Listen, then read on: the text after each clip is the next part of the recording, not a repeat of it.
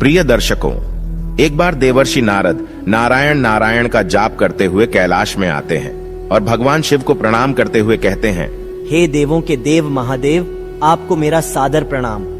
प्रभु, आज जब मैं पृथ्वी लोक पर भ्रमण कर रहा था, तब मैंने देखा कि हर मनुष्य की दूसरी संतान अपने ही माता पिता को दुख दे रही है, उनकी आज्ञा का पालन नहीं कर रही है तथा उन्हें घर से बाहर तक निकाल रही है। प्रभु, आखिर कलयुग में इतना पाप क्यों बढ़ रहा है? कृपा करें और इस भक्त की जिज्ञासा को शांत करें। मित्रों, तब भगवान शिव मुस्कुराते हुए बोले, हे देवर्षि नारद, अभी कलयुग चल रहा है और जिस घटना की आप बात कर रहे हैं वह भी एक गाय का ही शाप है, जिस कारण से मनुष्य की संतान आज उन्हें दुख दे रही है। तब नारद मुनि अत्यंत उत्सुकता के साथ कहते हैं, शाप? कौन सा और क्यों दिया एक गाय ने मनुष्य को शाप? मित्रों, भगवान शिव कहते हैं, हे नारद, आज मैं आपकी सारी शंका को दूर करता हूं, किंतु आपको इस कथा को ध्यान से पूरा सुनना होगा और मानव जाति के कल्याण हेतु इसका प्रसार करना होगा। जो भी स्त्री पुरुष इस कथा का श्रवण करेगा, उसके सारे पाप नष्ट हो जाएंगे और उसे मुक्ति मिल जाएगी और उन पर मेरी कृपा दृष्टि सदैव बनी रहेगी। मित्रों, नारद मुनि कहते हैं, हे प्रभु, मैं ऐसा ही करूंगा। मेरा सौभाग्य है जो इस कथा का श्रवण करने का अवसर आज मुझे मिला है। मित्रों, भगवान शिव कहते हैं, हे नारद, इस विषय में अब हम तुम्हें एक प्राचीन इतिहास सुनाते हैं। पूर्व काल की बात है, तभी कलयुग की शुरुआत होने वाली थी और कली का असर मनुष्य जीवन पर पड़ रहा था। तुंगभद्रा नदी के तट पर एक उत्तम नगर बसा हुआ था। वहां सभी वर्णों के लोग अपने अपने धर्मों का पालन करते थे और सत्य एवं सत्कर्म में लगे रहते थे। उस नगर में आत्मदेव नाम का एक ब्राह्मण रहता था, जो कि समस्त वेदों का विशेषज्ञ और सभी प्रकार के धार्मिक कार्यों में आगे रहते था। वह ब्राह्मण दूसरे सूर्य की तरह अत्यंत तेजस्वी जान पड़ता था। आत्मदेव धनवान ब्राह्मण होने के बावजूद भी भिक्षा मांगते हुए जीवन निर्वाह करता था। उसकी पत्नी नाम धुंधुली था। वह अत्यंत सुंदर थी, मानो कि स्वर्ग की अप्सरा हो, तथा उसका जन्म भी अच्छे कुल में हुआ था। फिर भी वह स्वभाव से बड़ी हठीली और क्रूर थी। उसे अपने सौंदर्य और धन का बड़ा घमंड था। वह हमेशा ही दूसरे लोगों की निंदा किया करती थी, परंतु घर का कामकाज करने में बड़ी ही बहादुर थी। वह बहुत कंजूस भी थी। मित्रों, भगवान शिव कहते हैं, हे नारद, उसे झगड़ा फसाद करना, चुगली करना, ये सब तो उसके व्यसन थे, अपितु वे दोनों पति पत्नी बड़े प्रेम से रहते थे। फिर भी उन्हें कोई संतान नहीं थी।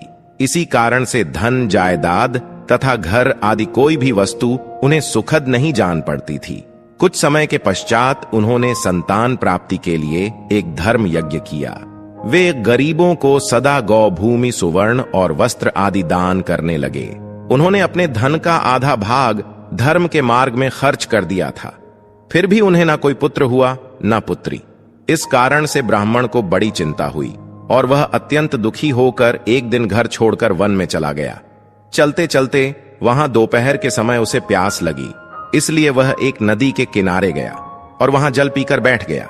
संतान न होने के दुहक से उसका सारा शरीर सूख गया था। वह अत्यंत कमजोर और दुखी रहने लगा था, मानो जैसे कि उसके शरीर में प्राण नहीं हो। मित्रों, भगवान शिव कहते हैं, हे नारद, उस ब्राह्मण की पूजा पाठ और ईश्वर भक्ति को देख स्वयं भगवान श्रीहरि विष्णु एक सन्यासी का रूप धारण करके उसी नदी के पास जा पहुंचे। ब्राह्मण के वहां बैठने के 2 ही घड़ी बाद वे सन्यासी वहां आए। उन्होंने भी नदी में से जल पिया और दूसरी तरफ बैठे ब्राह्मण को देखा। तब आत्मदेव उस सन्यासी को देखकर उनके चरणों में मस्तक झुकाकर जोर जोर से सांस लेते हुए उनके सामने खड़ा हो गया। तब सन्यासी ने पूछा, हे ब्राह्मण, तुम रोते क्यों हो? तुम्हें कौन सी चिंता सता रही है? तुम शीघ्र ही मुझसे अपने दुख का कारण बताओ। मित्रों, भगवान शिव कहते हैं, हे नारद, ब्राह्मण ने कहा, हे मुनि, मैं अपना दुख क्या कहूं? यह सब मेरे पूर्व जन्म के पापों का संचित फल है। मेरी कोई संतान नहीं है, इससे मेरे पितर भी दुखी हैं। मेरे पूर्वज मेरी दी हुई जलांजलि को जब पीने लगते हैं, उस समय उनकी दयनीय अवस्था देखकर मेरा हृदय विचलित होता है। देवता और ब्राह्मण भी मेरी दी हुई वस्तुओं प्रसन्नता पूर्वक नहीं लेते। संतान के दुख से मेरा संसार सूना हो गया है। अतः अब मैं यहां इस नदी के पात्र में प्राण त्यागने के लिए आया हूं। संतानहीन पुरुष का जीवन धिक्कार के योग्य है। जिस घर में कोई संतान या कोई बाल बच्चे न हो, वह घर भी धिक्कार देने योग्य है। निसंतान पुरुष के धन को भी धिक्कार है तथा संतानहीन कुल भी धिक्कार के ही योग्य है। मैं अपने दुर्भाग्य को कहां तक बताऊं? हे मुनि, मैं जिस गाय को पालता हूं वह भी सर्वथा वंध्या हो जाती है। मैं जिसको रोपता हूं उस वृक्ष में भी फल नहीं लगते। इतना ही नहीं, मेरे घर में बाहर से जो फल आता है वह भी शीघ्र ही सूख जाता है।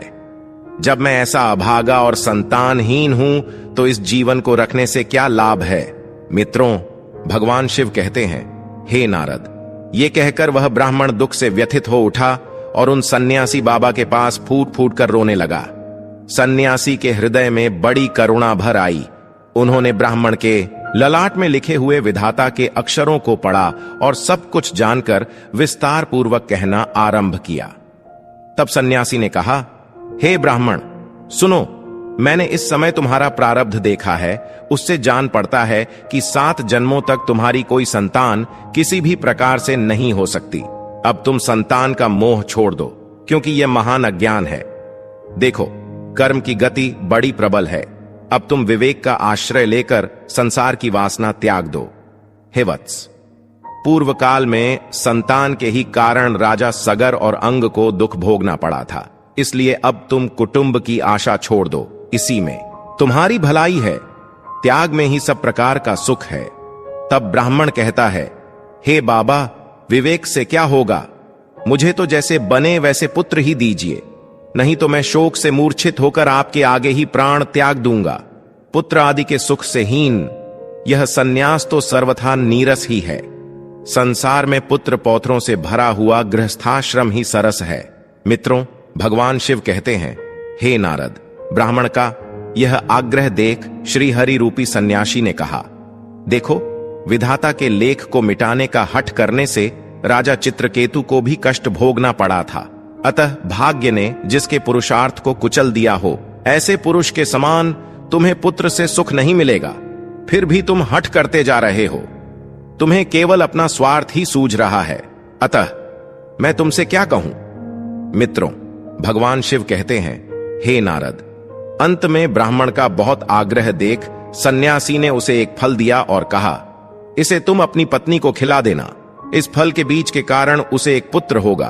और हां, तुम्हारी स्त्री को बताओ कि वह 1 वर्ष तक सत्य, शौच, दया और दान का नियमों का पालन करते हुए प्रतिदिन एक ही समय भोजन करे। इससे उसका बालक अत्यंत शुद्ध स्वभाव वाला होगा। ऐसा कहकर वे महात्मा चले गए और ब्राह्मण अपने घर लौट आया। यहां उसने अपनी पत्नी के हाथ में वह फल दे दिया तथा उसे फल के कठोर नियमों को समझाकर वह स्वयं कहीं चला गया। मित्रों, उसकी पत्नी तो कुटिल स्वभाव की थी ही। वह अपनी सखी के आगे रो रोकर इस प्रकार कहने लगी, अरे सखी, सुनती हो, मुझे तो बड़ी भारी चिंता हो रही है। मैं तो इस फल को नहीं खाऊंगी। इस फल को खाने से मुझे गर्भ रहेगा और गर्भ से पेट बढ़ जाएगा। फिर तो मेरा खाना पीना कम होगा। इस कारण से मेरी शक्ति भी घट जाएगी। ऐसी दशा में तुम ही बताओ, घर का काम धंधा कैसे होगा? यदि दैववश गांव में लूट पड़ जाए तो गर्भिणी स्त्री भाग कैसे सकेगी? यदि कहीं सुखदेव जी की तरह यह गर्भ भी 12 वर्षों तक मेरे पेट में ही रह गया तो इसे बाहर कैसे निकाला जाएगा? यदि कहीं प्रसव काल में बच्चा टेढ़ा हो गया तब तो मेरी मौत ही हो जाएगी। बच्चा पैदा होते समय बड़ी असह पीड़ा होती है, ऐसा भी मैंने सुन रखा है। मैं तो सुकुमारी स्त्री हूँ, भला उसे कैसे सह सकूंगी?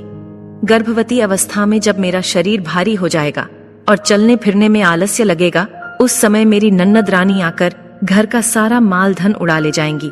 और तो और ये सत्य, शौचादि का नियम पालन तो मेरे लिए बहुत ही कठिन दिखाई देता है। जिस स्त्री की संतान होती है उसे बच्चों के लालन पालन में भी कष्ट भोगना पड़ता है। मैं तो समझती हूँ कि बांझ अथवा विधवा स्त्रियां ही अधिक सुखी होती हैं।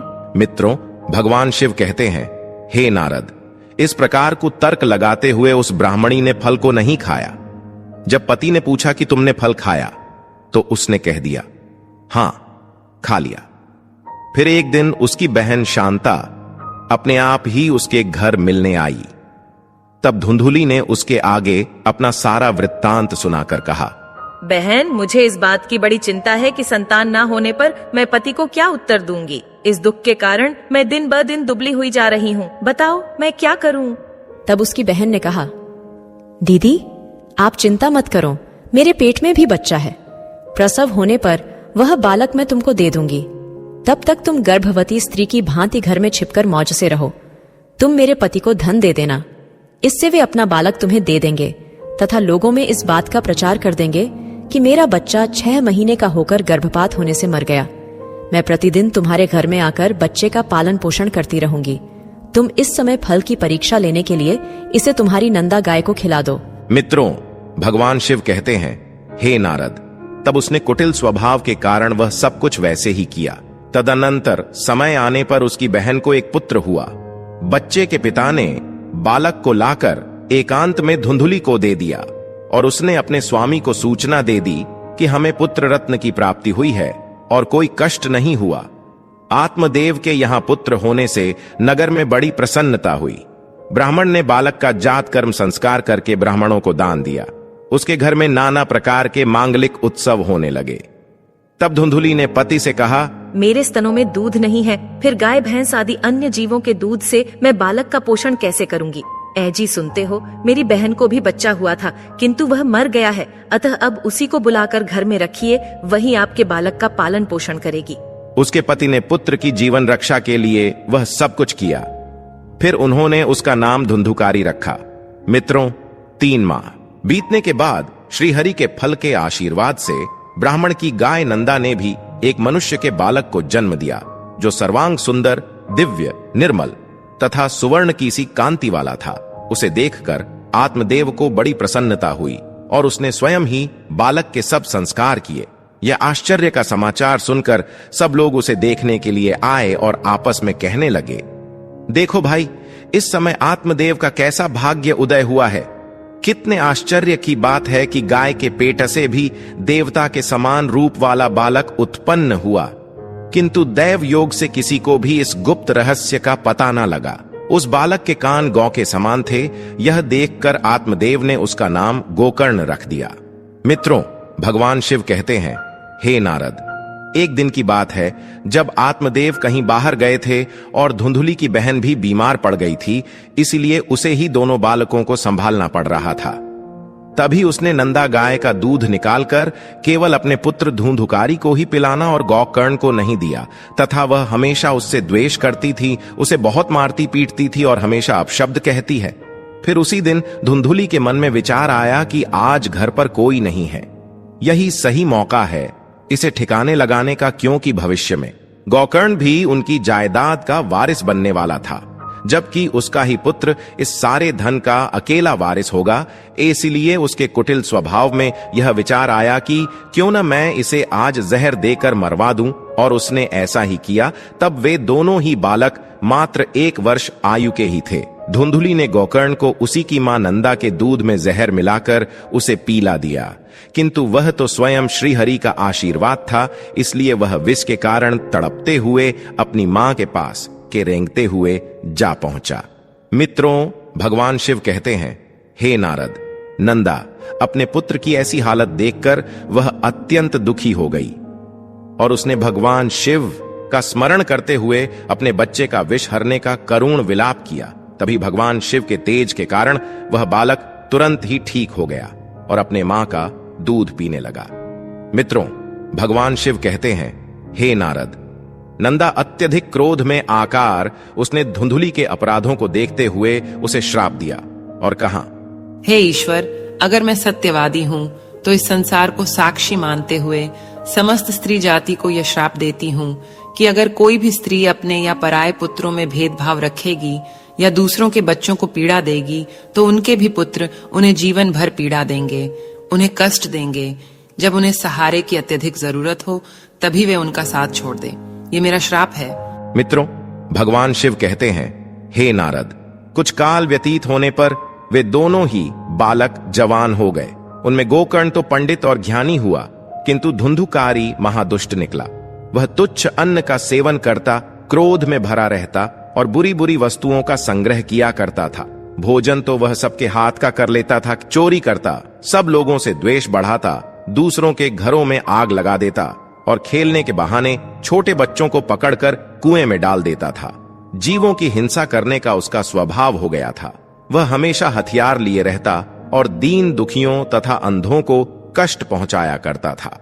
चांडालों के साथ उसने खूब हेलमेल बढ़ा लिया था। वह प्रतिदिन हाथ में फंदा लिए कुत्तों की टोली के साथ शिकार की टोह में घूमता रहता था। उसने वेश्या के कुसंग में पड़कर पिता का सारा धन बर्बाद कर दिया। एक दिन तो माता पिता को खूब पीटकर वह घर के सारे बर्तन भांडे उठा ले गया। इस प्रकार धनहीन हो जाने के कारण बेचारा बाप फूट फूट कर रोने लगा। वह बोला, इस प्रकार पुत्रवान बनने से तो पुत्रहीन रहना ही अच्छा है। कुपुत्र बड़ा ही दुखदाई होता है। अब मैं कहां रहूं, कहां जाऊं, कौन मेरा दुख दूर करेगा? हाय, मुझ पर बड़ा भारी कष्ट आ पहुंचा। अब तो मैं इस दुख से अपना प्राण ही त्याग दूंगा। मित्रों, भगवान शिव कहते हैं, हे नारद। इसी समय सत्यवान गोकर्ण जी वहां आए और वैराग्य का महत्व दिखलाते हुए अपने पिता को समझाने लगे। पिताजी, इस संसार में कुछ भी सार नहीं है, दुख ही इसका स्वरूप है। यह जीवों को मोह में डालने वाला है। भला यहां कौन किसका पुत्र है और कौन किसका धन? जो इनमें आसक्त होता है उसे ही रात दिन जलना पड़ता है। इंद्र अथवा चक्रवर्ती राजाओं को भी कोई सुख नहीं है। सुख तो बस एकांतवासी वैराग्यवान मुनि को ही है। संतान के प्रति जो आपकी ममता है, यह महान अज्ञान है। इसे छोड़िए। मोह में फंसने से मनुष्य को नरक में ही जाना पड़ता है। औरों की तो बात ही क्या है, आपका यह प्रिय शरीर भी एक न एक दिन नष्ट हो जाएगा, आपको छोड़कर चल देगा। इसलिए आप अभी से सब कुछ छोड़कर वन में चले जाइए। मित्रों, भगवान शिव कहते हैं, हे नारद। गोकर्ण की बात सुनकर उनके पिता आत्मदेव वन में जाने के लिए मान गए और बोले, हे पुत्र, मुझे वन में रहकर क्या करना चाहिए? ये विस्तार पूर्वक बताओ। मैं दुखी आत्मा हूं। अब तक कर्मवश स्नेह के बंधन में बंधकर मैं अपंग की भांति इस गृह रूपी अंधेरे कुएं में ही पड़ा हुआ हूं।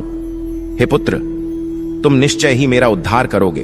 तब गोकर्ण ने कहा, पिताजी, हड्डी, मांस और रक्त के पिंड रूप इस शरीर में आप मैंपण का अभिमान छोड़ दीजिए और स्त्री पुत्र आदि में भी ये मेरे हैं, इस भाव को सदा के लिए त्याग दीजिए। इस संसार को निरंतर क्षण भंगुर देखिए और एकमात्र वैराग्य रस के रसिक होकर भगवान के भजन में लग जाइए। सदा ही भगवत भजन रूप दिव्य धर्म का ही आश्रय लीजिए।